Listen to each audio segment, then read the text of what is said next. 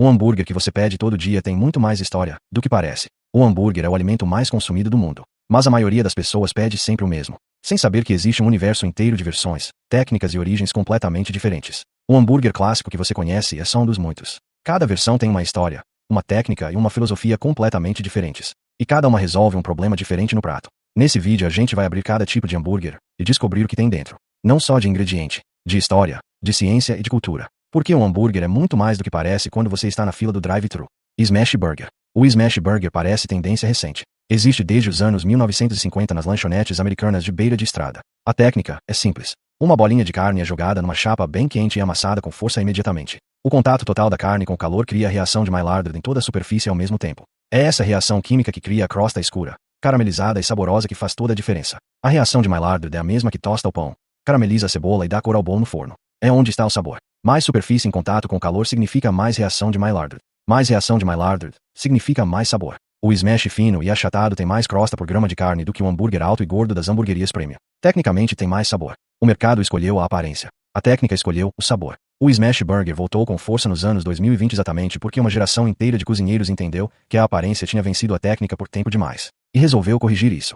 Cheeseburger. O cheeseburger tem 3 pessoas diferentes que reivindicam a invenção. Lionel Sterberger, em 1924. O Kylie's Restaurant, em 1934. O Odell's Restaurant, também nos anos 1930. Nenhuma das 3 ganhou o crédito oficial. A patente foi solicitada e rejeitada porque a ideia era simples demais para ser patenteada. Colocar queijo no hambúrguer não era invenção. Era senso comum. Mas o queijo certo muda tudo. O queijo americano foi projetado especificamente para derreter de forma uniforme sobre a carne quente. Tem emulsificantes que impedem a separação da gordura durante o calor. É engenharia alimentar disfarçada de queijo. Tecnicamente, não é queijo de verdade. Legalmente precisa ser chamado de produto de queijo processado. Mas funciona melhor do que qualquer queijo artesanal para cobrir uma carne quente. O cheddar derrete, mas pode separar a gordura. O gruyère derrete lindo, mas compete com o sabor da carne. O brie amolece, mas não cobre. O queijo americano faz uma coisa só. E faz perfeitamente. Às vezes a solução industrial é a solução certa. Hambúrguer artesanal. O hambúrguer artesanal brasileiro nasceu nos anos 2010 e transformou um lanche de boteco em objeto gastronômico. O blend de carne é o argumento central de toda a hamburgueria que se preza.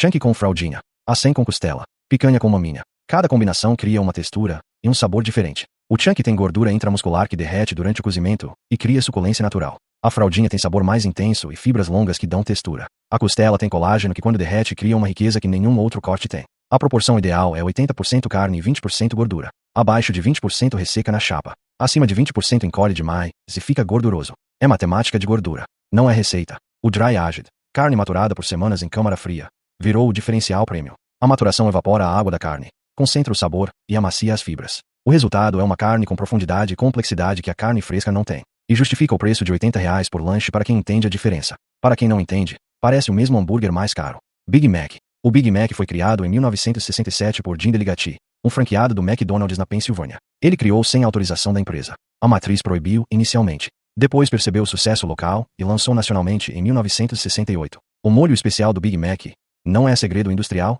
guardado às 7 chaves. É maionese com ketchup, mostarda amarela, vinagre de vinho branco, cebola desidratada e picles picado. A combinação de ácido, doce, gordura e sal ativa múltiplos receptores de sabor ao mesmo tempo. É por isso que cria aquela memória de sabor que faz as pessoas voltarem. O Big Mac Index foi criado pela revista The Economist em 1986 para medir o poder de compra entre países, usando o preço do Big Mac como referência. Um Big Mac custa R$ 25 no Brasil e $6 nos Estados Unidos. A diferença revela a disparidade de renda, câmbio e custo de produção de forma mais direta do que qualquer índice econômico oficial. É o hambúrguer mais estudado pela economia mundial. E foi criado por um franqueado que desobedeceu à matriz.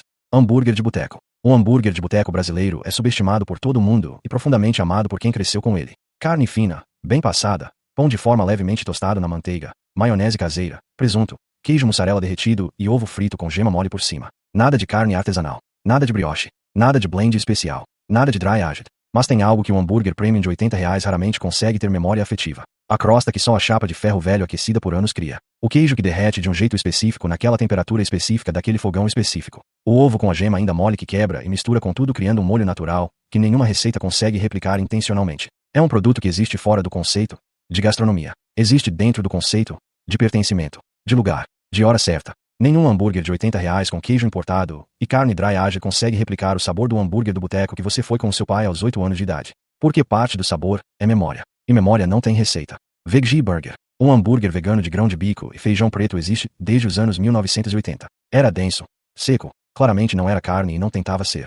Nos anos 2010, tudo mudou com uma ambição completamente diferente. A Impossible Burger usou leg-hemoglobina, uma proteína que contém M, o mesmo composto responsável pelo sabor, cor e aroma característicos da carne bovina. O resultado sangra como carne. Tem textura de carne. Tem sabor próximo da carne. É biotecnologia alimentar, num hambúrguer de supermercado. A Beyond Meat foi por outro caminho. Proteína de ervilha para estrutura. Beterraba para cor. Gordura de cocô para suculência. Dois caminhos científicos completamente diferentes para chegar no mesmo objetivo. O mercado americano explodiu nos primeiros anos. Depois desacelerou. As pessoas experimentaram, aprovaram a tecnologia e voltaram para a carne. Não porque o vegano era ruim. Porque a carne tinha algo que a tecnologia ainda não replicou completamente.